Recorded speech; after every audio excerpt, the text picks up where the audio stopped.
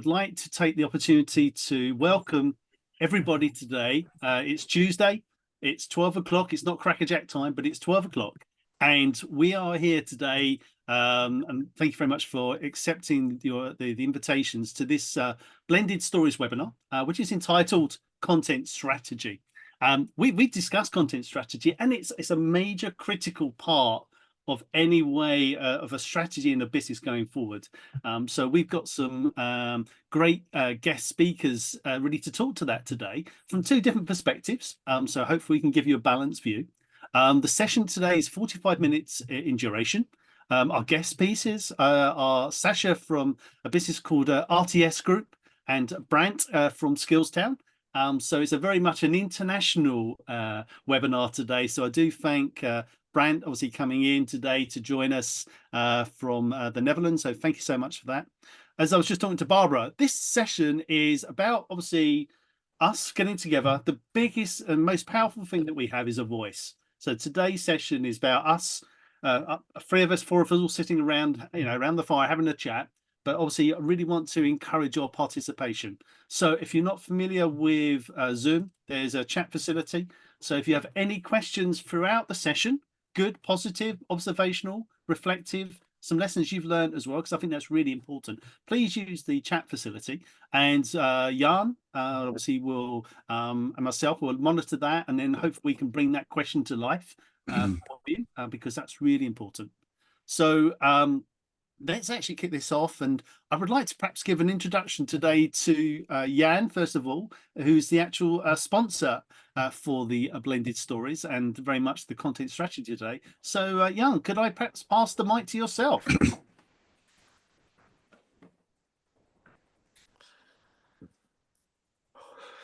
And in true fashion, he's on mute. So he's the first person who's actually done that. So big round of applause when he comes off mute, I think. Well done, Jan. Thank you. It's I feel it's the right mistake to make. Yeah. You should all see some a slide from me. Don't worry, this is not the Death by PowerPoint part. This is just the commercial part. Yes, Imissio is our business. Imissio is Latin for blended and blended learning, but also mixed as a mixed team. That really describes as well.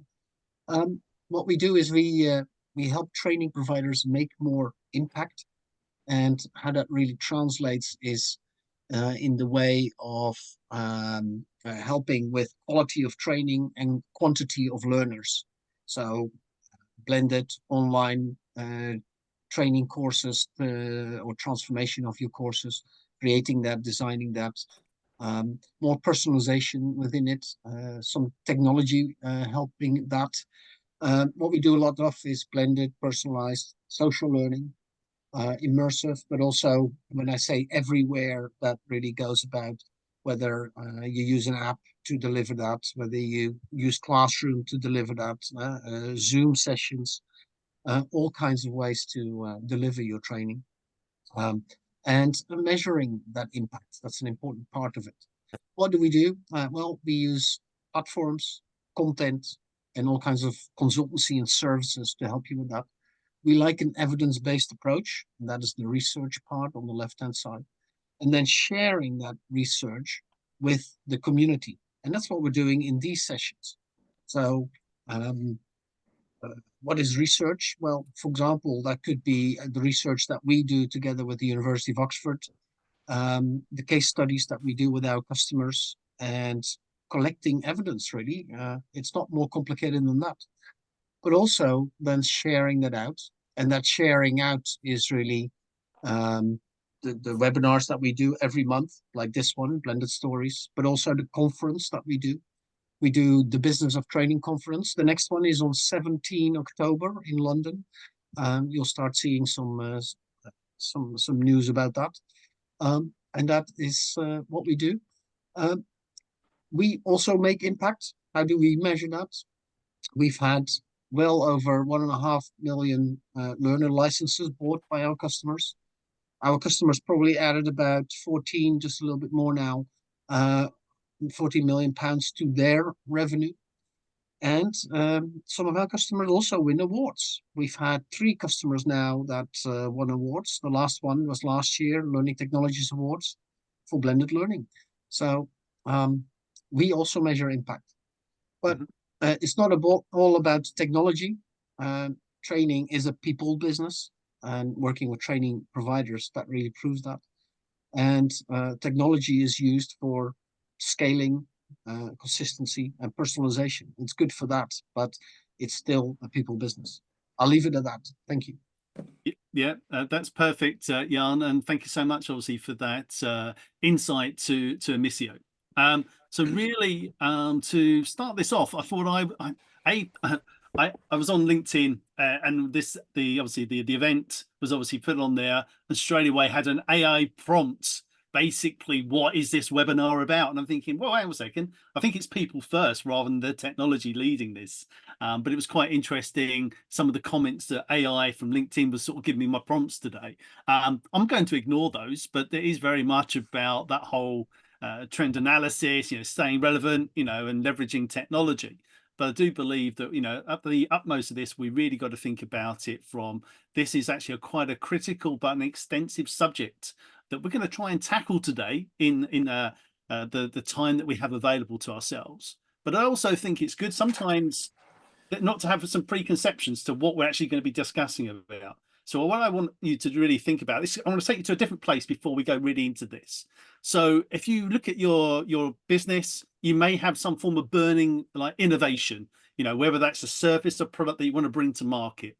And really what you want to do, you want to convert that sort of, that should we say, that burn, that sort of something that's smoldering in there. You think I've got an opportunity that I can actually bring something to the market space. And you really want to make that into a roaring flame. You want to make it so people see it, they see it as groundbreaking. So really what we're going to do, we're going to look at that as like a firefighter triangle today.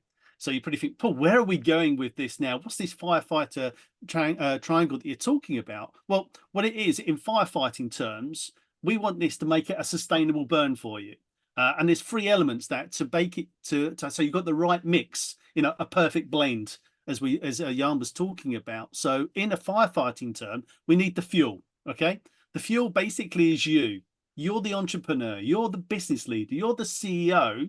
So in the fuel context, you're looking at it from the commercial perspective. So Brant is obviously going to really be able to bring that to home, make it relevant to yourselves. Then another part of the mix is the oxygen that you have in this fire triangle. So that basically, from my context in where I'm going with this, that is the opportunity. Oxygen is going to give you the time to breathe. So you need reflective feedback in this, in that whole element of the business. That then is really the time frame for this to make it happen. So it has to be relevant and realistic. And then the other part of this, and don't forget, you need all 3 of these elements for a content strategy, is the heat. So what is the heat in the context that we're talking about today? So that is the spark of genius that each of one of you have got today that is really going to bring that. So that heat, that's the ignition. That is what actually starts the fire. But you've got the fuel, the oxygen, the heat. And in the commercial terms, you've got that from Brad from the commercials. We've got the time frame, which is going to give you the oxygen. And really the heat, the genius that you have today is that you're part of that solution. So really, how do we build those 3 bits up into that is where we're going to try and take this journey a little bit. So if I'm thinking, I've really confused you now, but just stay with the journey. And we want to make sure we can bring you some relevant information and insight to that. So at that point, I want to introduce our guest speakers. Sasha, hi, Sasha. Would you like to perhaps introduce yourselves? But perhaps in the context, it would be really good to get your thoughts to content strategy. And obviously from your perspective of being a learning consultant, what priorities perhaps you would look at with inside the content strategy. So Sasha, over to yourself. Thanks, Paul. Appreciate that. So I'm Sasha Dobner. I'm a learning consultant and I'm in RTS consultancy. So we're a small firm based in Chippenham. We work with a lot of automotive companies to really develop their learning strategies, their content strategies, essentially, and delivering fantastic content that really makes a change, really makes a difference. And in terms from my perspective, when I think about content strategy, I think about, what is it that we're delivering? Obviously, you know, what content is it that's going to be suitable, but how can we deliver that content in a way that's really meaningful and impactful to the learner? How can we actually see changes as a result of the strategy that we're pulling together? How can we tie in the changes that we're trying to make with broader company-wide, organizational-wide strategy that needs to be achieved? How can I tie in learning theories to the content strategy? You know, can I sort of include spaced repetition with how I deliver the content? Can I include, you know, the 70-20-10 model with the amount of content that's experiential, that's social, that's formal? You know, it's looking at how can we make sure that the content that we deliver is going to make the change that the business wants to see. And if we can make the change that the business wants to see, that's when we're going to see real value in that. You know, if they want us to reduce complaints, if they want us to, you know, hit a certain target, we need to make sure that whatever content strategy we're designing helps achieve that business outcome. And so, you know, for a content strategy, that is pretty much the most important thing to start with, is actually what you're trying to achieve. You can't get anywhere unless you know what you're trying to achieve and the outcomes that you're trying to get to. And it's always worth considering that from a real business lens, obviously from a learner lens, very much from my perspective. What outcomes do we want to see from a learner? What behaviors are we looking to see change? What, you know, how are they going to be acting differently as a result of this learning? What skills are we trying to develop? But ultimately, we're trying to do that to achieve a business outcome. So yeah, from my perspective, the sort of content strategies is all of those different things, looking at the content, what content's suitable, and how you can deliver that content to whatever audience. You know, it could be 100, it could be 1,000, it could be 10,000. So it needs to be suitable for that as well. And therein sort of lies some of the interesting things about, okay, so how do we deliver this? Which technologies do we use? Which, you know, how do we blend this in such a way that learners are getting blended learning, that everyone can have the same learning experience? Because I think that's something that's really important as well, is making sure, especially if you're delivering to larger audiences, is how can you make sure everyone experiences the same? How can we make sure that everyone achieves the learning outcomes that you're setting out to achieve, even if they're in slightly different situations or they have slightly different accessibility needs? So the content strategy needs to consider all of those things from sort of my perspective as a learning consultant. Okay. I love some of the points you just raised there as well. I'm sort of obviously doing lots of research as well. I'm hearing lots of things these days talking about, you know, data-led elements to it as well. So do you see in part of those sort of putting that together in that strategy, are you seeing the influences of being data-led aspirations, obviously from clients as well, demanding more data-led sort of analytics, should we say, about their approach? So, you know, it's not so much what's happening today, but where they need to be in the future. Do you see any of those sort of influences coming through? Absolutely. And that's one of the things you need to base the whole strategy on. You know, actually, if we look at the data of where you want to get to, that's one of the ways that we can design the content strategy. And at RTS, we've got a whole team dedicated to data and insights to understand, you know, okay, what impact is the learning that we're developing making? Is it doing what we're supposed to? You know, when we first have initial consultations with clients, you know, you have to start with the end in mind. What change are you wanting to see? And actually, it's really important for those clients to be able to quantify that change and say, actually, we need to see X increase in whatever the metric is, which really helps guide, completely helps guide the content strategy development. So I really do think data, you know, everyone talks about being data driven, but it's really core, because otherwise, how can you actually establish if what you've done is successful? How can the client really be happy with you as a sort of training provider if actually you've not really set those really clear expectations up front to help guide that development of the content strategy? Yeah, thank you so much for that. And I suppose, Brant, you know, from your perspective as well, as should we say, you know, a commercial leader in your own field as well, you know, when I sort of say, you know, content strategy to yourself, you know, does it send a shudder through your back or something like that? But how do you feel about that obviously from a commercial perspective, and perhaps some of the priorities that we should be considering in this journey? Sure. No, thanks very much, Paul. Yeah, I'll give you a very short background just to give some context Mhm. to your question. But yeah, I've been working in commercial roles for learning technology businesses for the last 20 years. And I've worked as a salesperson, positioning learning technology, sales manager, helping primarily training providers and in some cases associations deliver training usually as its own product.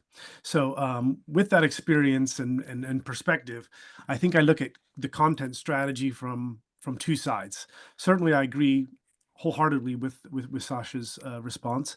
But if I think about the role that content plays for training businesses or associations, which are productizing training, they're actually building a business around the delivery of training, which is typically not the case, of course, in a corporate environment. So the decisions you're going to be making as a leader of a training business are going to be remarkably different than perhaps you would be looking at if you were running your own L&D department.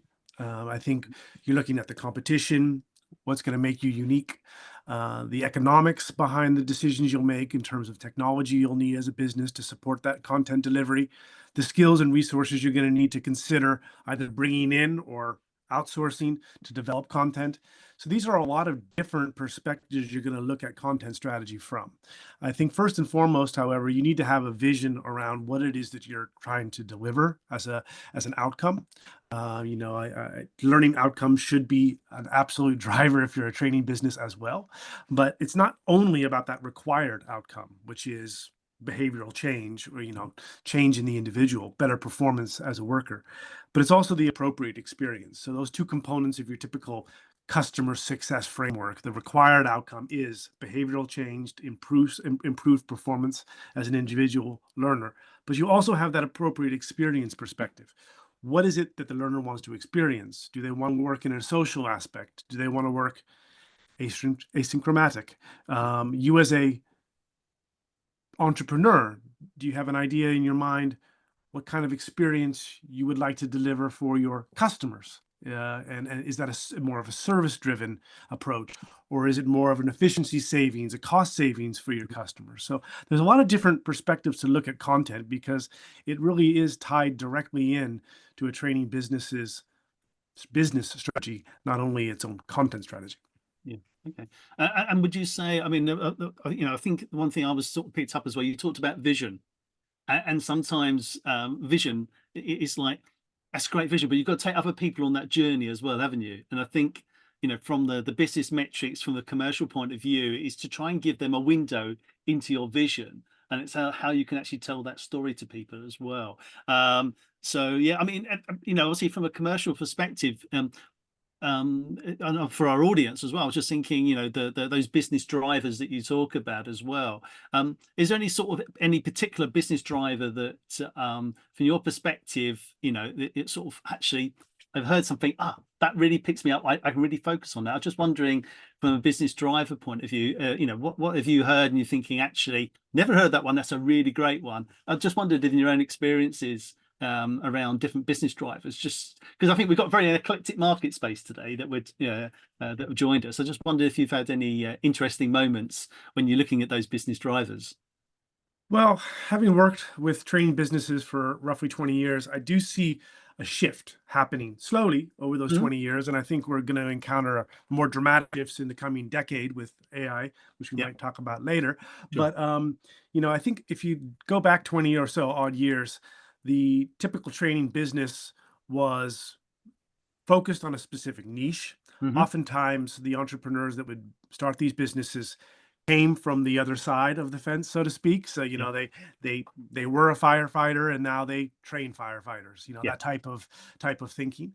And then because training became so valued by the market, you saw the rise of training businesses that were covering many more subjects than the mom and pop training shop that maybe was common 20 or so years ago. You saw broader portfolios, the embracing of learning technology, looking for blended options, and indeed the data element coming in where you can now start to see the tangible results of training, unlike perhaps in the past where you had a good day or you had a bad day at Yeah. the training center. Yeah. But the drivers, of course, I think do still remain the same for most training businesses. They're looking for longevity. Yep. They're of course looking to be successful in business. So I don't know if those have dramatically changed, but I think in terms of how we run a training business, it's dramatically different. It's modernized, it's digital, it's data driven. Yeah. So yeah, all of those typical themes you hear throughout business certainly apply to a training business as well.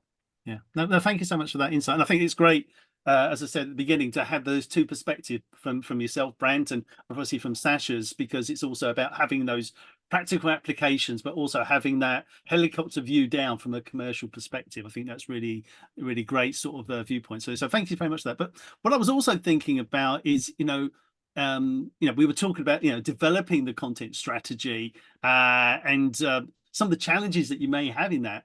So Sasha, what I was just thinking about, what we're all good at, we're all like engineers, we're great at problem solving. But what I was just trying to think about as well is perhaps some of the challenges that you perhaps experience, that you may have encountered that may be around sort of behavioral or sort of mindsets. I wonder if you could perhaps give me a window into perhaps some of that experience that you've had, around the content strategy and the challenges you have perhaps when you're engaging with thought leaders and business owners or department heads when you're looking at content strategy. Could you give me a little bit more of an insight, Sasha, to your world? Yeah, absolutely. So I think quite often a challenge that I'll encounter is I guess resistance to some of the methods that we know create learning. We know that for learning to happen, people need to be comfortable. Actually, if they can sort of assign a strong emotion to that, such as really enjoying themselves and having fun, we know learning sticks. It's more memorable.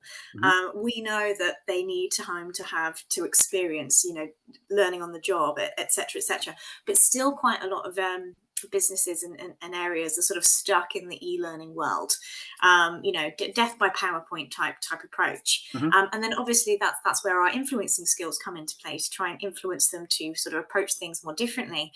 But actually there's almost a bit of tempering that you need to do. So while a solution over here will be ideal, this content strategy that aligns to their strategy, that has spaced repetition, that has a bit of a comms campaign around it, that has a real great mix of blended content and blended approaches, but actually some of that's just too radical for them. And in our world, it wouldn't really be considered that radical, but actually for some people who perhaps don't have an L&D department, who perhaps haven't had these kinds of conversations with organizations like ourselves before, with training providers, it seems quite a big culture shift. And actually you then have to sort of approach that in stages. Actually, if you can make one of the changes in one of the first bits of learning that you develop for them, and they're like, oh, actually, I really like that. Learners had a really great response to that. We saw some results change as a result of that. And then you can have a bit of a stepped approach, little by little. Obviously, you can go at different speeds depending on your relationship with the client. But if you have that sort of stepped approach, that can help get over some of those initial challenges that you face with their sort of, I guess, fear of doing something so different to what they're used to doing before. There's a lot of education when it comes to sort of being a training provider and helping people understand how people learn. A lot of words, replicating things in the FCA or whatever else it may be, some sort of like legislation. A lot of risk departments will be very keen on having as much of that in there as possible to try and make sure that the topic's covered. And then there's that education piece to be like, actually they will learn more if you have less, and that can be again very scary for them. So again, it's that sort of stepped approach to that resistance to change and that resistance to teaching them how people best learn. I think you've made quite an interesting point in some respects as well, because Brant and yourself, we were talking about digital, but there is a moment in time when actually, do you know what, paper is still quite used quite a lot in training. And the thing is, happy sheets, or from that point of view, I was just sort of yarn smile sort of thing. But you know what, there is a place still for it, but there is a big transition that's actually happening. And I think this is where I get quite excited, because do you know what I mean?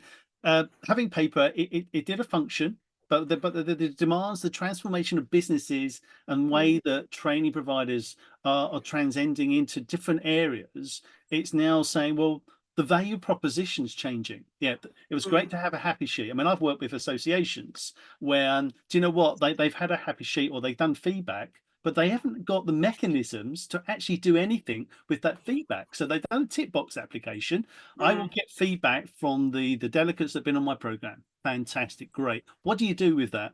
Do you know what? We haven't got a mechanism that can capture and for us to manage that process. So we ask for feedback, we do nothing with it. And thinking, what an absolute opportunity to transform your existing programs into something that is then leading the industry as well. So yeah, so that was quite an interesting perspective on that. And really, Brant, obviously from the challenges, I know that, you know, I think you've also talked about like experiential learning type of concepts as well. Brant, could you perhaps bring that to life, perhaps from some of the challenges you've seen or some of the innovation that you see coming through into the sector? Well, yeah, I mean, looking back over the last decade or so, you know, a lot of these traditional businesses I referred to earlier, from a training perspective, anyways, they started to evaluate their options to transform their businesses to a more digital-led business or digitally supported business at the very minimum. And yeah, many of these businesses encounter internal resistance to change, you know, as any business would, if it's going, you know, going through such a radical transformation of how they deliver their core service. And there are also other businesses that have arisen in the last decade that have been digital first. You know, I think in my experience, digital first businesses grow quicker, you know, grow quicker and more stable if that's their ethos from day one. If a more traditional business has to make the transition and bring the people with them on that journey, you have, you know, good and less good examples of companies that are able to do that.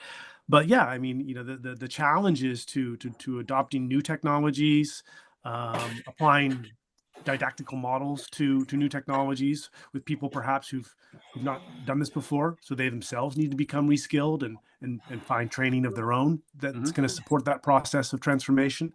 Yeah, it's a complex project in almost every case, and certainly the bigger you want to do it, the more complex it becomes.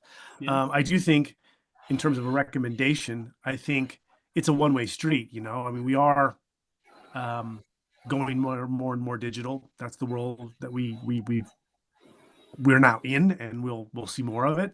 I do think it's worth considering, however, how your role will be in the training or professional development world in the coming years, with new technology from AI going to be completely changing our industry. So yeah, how, as a training provider or as an instructional designer, how will you use these technologies? How will you compete against the businesses that build their technology around it?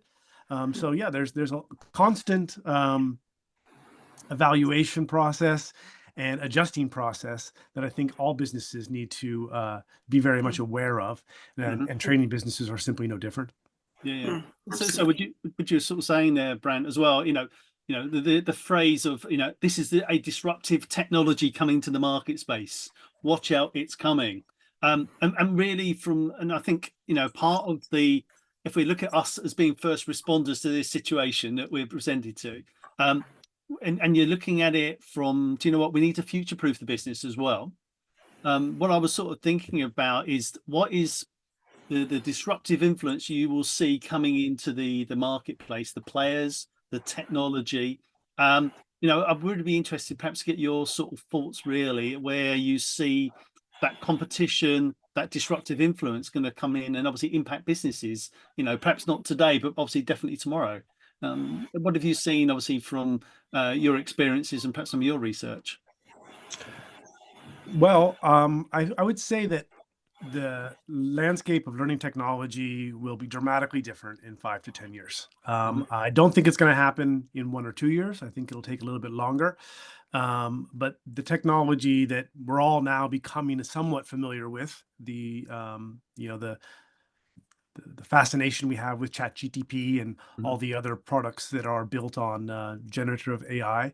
They offer a value that we simply don't know yet, how we can utilize them and make use of this great technology. But the tech businesses that are currently going through their investment rounds, whether that's in Silicon Valley or here closer to home, are all primarily building or designing their ideas around AI being center of these platforms or these future technologies.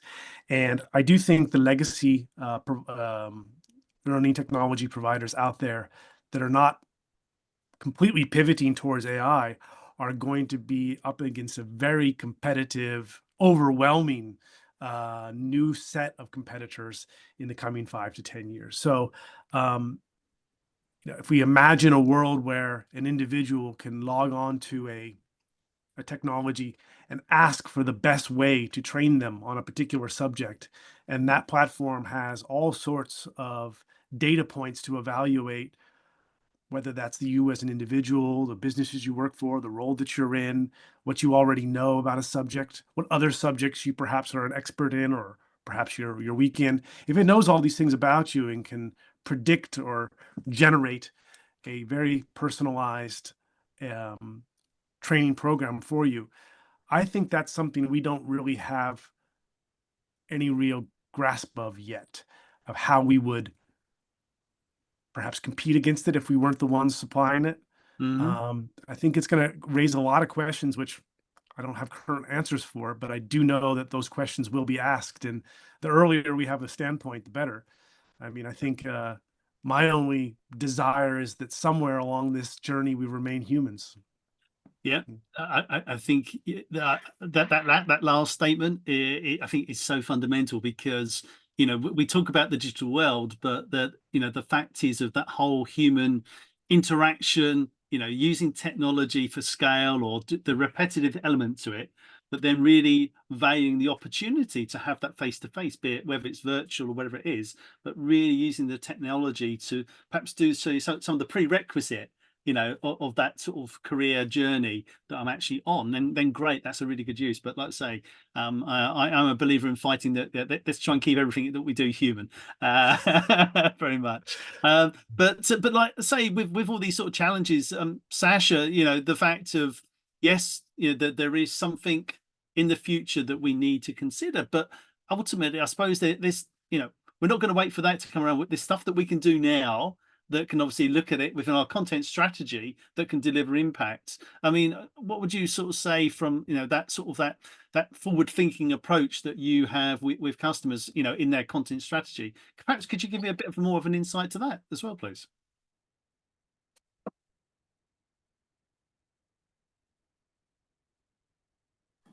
Managed to mute myself there. There we go. Second one of the call. That's two of you. Yeah, there we go. How many can we get up to?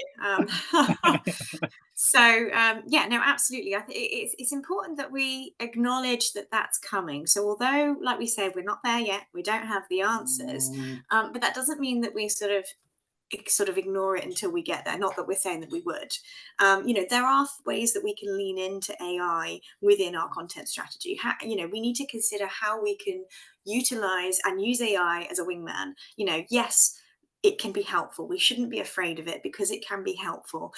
It can help speed up some development of content already, potentially. It can help, provide us with voiceovers. It can provide us with practical things to help deliver solutions faster, which, when you're considering about how you're selling it to a client, that's always going to be helpful. It means you can do more as a business, you can take on more work. So it's important to lean into what AI can do now, which I think ultimately, over time, if we can learn about it now and go on a bit of a journey with AI, hopefully when we get to that sort of unknown future that Brant was talking about, that we can be a little bit more sort of prepared and able to sort of face into it. Mhm. So yeah, just thinking about how you can utilize AI to improve your processes, to provide some content within the content strategy, to perhaps make some sort of instant recommendations for a learner. You know, if they're doing a pre-quiz, you know, can we use AI to sort of recommend them certain content ahead of, like you said earlier, Paul, a face-to-face session? How Yep. can we use it to complement the human side, the experiential side, which I do think is always going to be important. You know, digital is important. It helps us get to a really wide range of people. It really supports the blended learning approach, but we need that human aspect as well. You know, people really felt it from the back of COVID, not being able to have those interactions. So I think as long as we consider it as a, you know, a co-pilot, something that we work with, not against, I think it's something we can really utilize and face into the future with. Mhm. And I just see Monica just put an interesting thing in the chat. Monica, did you want to bring your statement to life at all? Yes, hi everybody. It's a very interesting conversation, and I think it's a lot of aspects we are tackling today is around our profession in the future, around disruptive technologies, but also at the end of the day, we know that we developed our skills just by having constant connections with other human beings.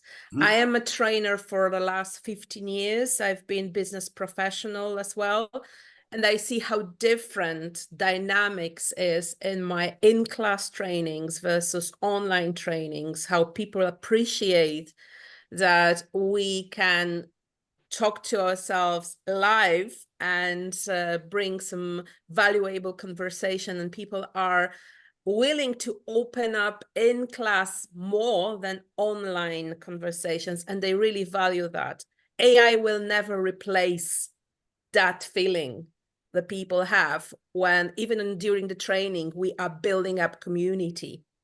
So I wouldn't be afraid of that. And especially if you go further looking for some researches which are already available, made by, you know, psychoanalytics and doctors around our mental health after the COVID, after we've been locked down and after switching from, you know, day-to-day connections at work in the office into more remote. And it really shows that our mental, it really imposes, the situation now really imposes badly our mental and also physical health, because it's all connected. And people are really, even if they want to stay in hybrid mode, they still want to go and see the other human being. Yeah. And it's the same what I've noticed by my clients coming to my trainings. There is half and a half. Some of them will choose online just because there's no time for gathering through around the country. And some of them will always choose in-class training because of the human-to-human contact. So I wouldn't be so much afraid. The only thing I need to stress, and you are absolutely right, that we are in the era of constant learning ourselves. We need to adapt to the changes. And it's digital Darwinism, yeah? So if you don't adopt, you'll disappear. So that's absolutely good point for us that we're discussing it, because we need to understand what's coming and how to collaborate with the new technologies, because the human will always be there with the support of technology, no other way around. Monica, thank you so much for that. I really thought that was really interesting. And I was just also looking at some of the text. Chris Cox, you made an interesting point in the chat. You know, we are here obviously to give some advice as well, but could you perhaps summarize your question and see how we can respond to you with the time available?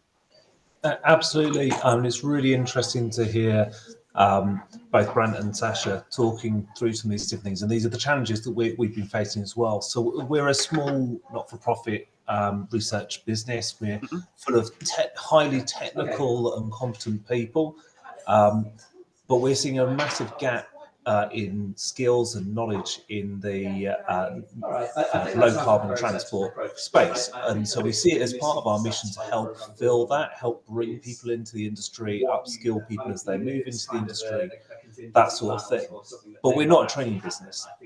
We don't know really how to go about that. And I'm seeing this kind of balance between, we started doing some fully online courses, and they're great for reach, so you can get them out to millions of people all over the world. But in terms of impact, like lasting impact, actually I'm not convinced it's massively high, and I think Sasha touched on that. But then we've done other ones where we've gone down into a business and done one kind of face-to-face teaching a classroom of 10 to 15 people, and it's amazing for impact, but it's a huge drain on time and resources. So kind of what would you recommend for someone starting out in this space? How can we get that balance right? Okay, so I will hand over to the experts, but there is that you talk about is a balance, and I do agree with the balance. But there's a job in education as well on this. So professional education, but also linking education, because what I've done at grassroots level, we've got young people infused, really aspirational, and it's trying to get them with the business. So what I normally say from an educational professional perspective, find those individuals that have something about them, got a bit of an interest. And like you say, when you bring them into your organization, that interest, you're turning into a passion why they need to be there. Because when we look at training, it's great that you have an experience, but you need them to be staying with the business as well. So there's one point. But I think you made a really good point. Sasha, would you like to speak to that question, obviously from Chris? Sure, thanks, Chris, for giving me that little background to what you're looking at. And I think, if you've got a really big audience, that there is a need to lean on technology, because that is where you get the real reach of a really big audience. But there are ways to include a sort of human side to that, to help them sort of practice things back in. Virtual classrooms are a way of doing sort of essentially face-to-face online. And I completely agree to sort of Monica's point earlier, that there historically isn't as much of an impact with VCT's virtual classroom training as there is with face-to-face. But there's more and more we can do to include in virtual classroom training to make that impact. Really skillful facilitators, you can give them tasks to do back in their workplace. To your point, Paul, how can they actually apply it in where they are now? How can they apply it in the workplace and the employer that they are with? I mean, actually, if you're giving them tasks to do to practice the learning, and then you've got a way of sort of checking back in on them to sort of see how things have gone, see what blockers they've had, see how that's gone. That can be a way of doing it remotely, because you don't actually have to be on site, but it's still enabling them to practice that in their working environment, and it still has a bit of that human contact. If there's an ability to have like a once a year event where someone can come in, you could then sort of say, this is our one big blowout on having an event where all these people have gone on training, they've all done some tasks in their workplace, they've all had various experiences, and that could maybe be an opportunity to share, to sort of think about best practice, to sort of give them all a chance to talk to each other in different companies, a bit like we're doing now, and really sort of share that experience. And then complement that with the digital learning, with things like face-to-face, where you're sort of blending the digital and the human experience. So I think it's thinking about how you can use the ways that you can reach a number of people, and then embedding elements, activities, anything like that to sort of really try and increase that impact. Because it's that impact. If you just let people go on a digital course, there's no real way of knowing if they've really made an impact from the back of that.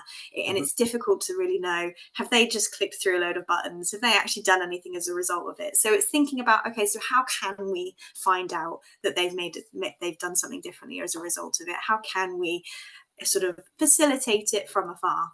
Yeah, Sasha, I mean, I'm sort of thinking it's basically also like socially connecting that talent pool as well in that program. But it starts with the education and then the professionalism that you provide as well. I'm very conscious of time, so Sasha, thanks just for that little bit.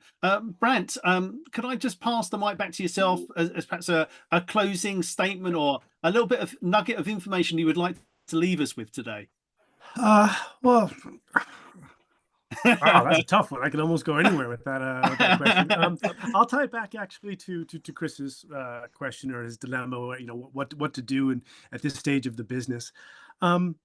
You know, I'm not nearly as qualified to talk about didactics as Sasha or probably many of you on the call. But what I do notice in terms of witnessing good and less good online learning is content that has found the right flow, learning flow, where if you imagine a graph, you'll have a difficulty of content on the x-axis, y-axis, and the skill on the x-axis, right? So, and what you're going to want to do is you're not going to want to be too high or too low on that. You're going to want to basically design the level of content that keeps your learners engaged, but is not so rich or so complex that they check out.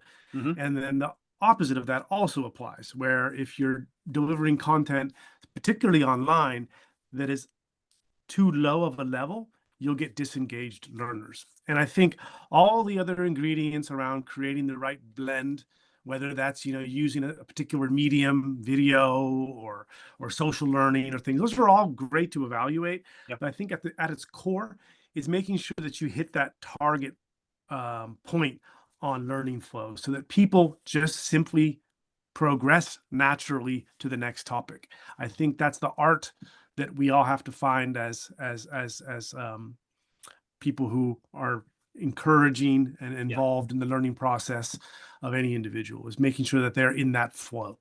Yeah, no, Brad, thank you very much for your sentiments in bringing the session to an end.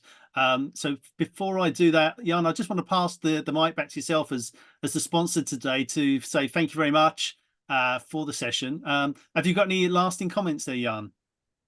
Too many comments to do right now, but just wanted to say thank you.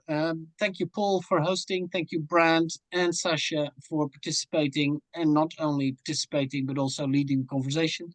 Monica, Ellen, anybody that contributed in the chat and in verbally.